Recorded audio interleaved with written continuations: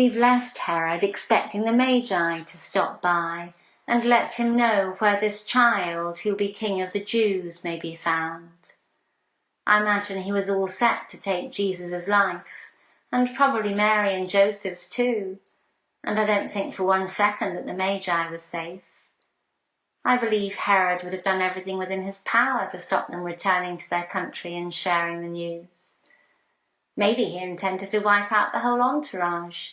After all, he was no stranger to violence and murder. Meanwhile, in Bethlehem, it was almost time for the Magi to return home.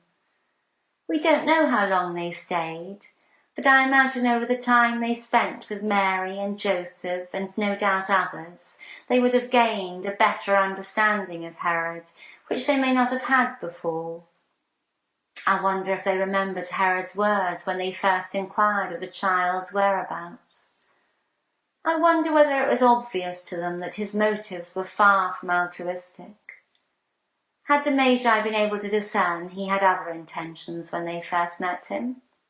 We simply don't know. But just as the Magi needed God's help to find Jesus, they needed his help to return home safely too. The scriptures tell us that God warned them in a dream to avoid Herod. Warned, not just spoke to them, but warned. You only warn someone when they're in danger. Leaving can't have been easy. There weren't just a few of them, there was the whole entourage. Did they depart as they came in one group, or did they break up into small groups, leaving in the night under cover of darkness, or just before dawn? Was it over a period of days, or a single day, and did they arrange to meet up at a specific place where they felt they'd be safe? Who knows? All the scriptures tell us is that they left by another route. Herod must have found out fairly quickly. Somebody somewhere would have noticed they were gone. He would have had an impressive network of spies and informers throughout his territory.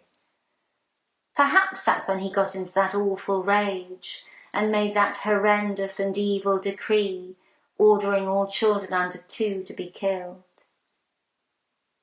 We don't know what happened to the Magi, but I like to think they returned home, changed from all they'd experienced, and told others just what and who they had found.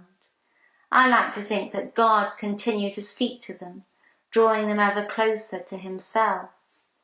I like to think seeds were sown, so when the disciples of Jesus ventured out on those travels we read about in Acts, someone had already gone before them, preparing the way.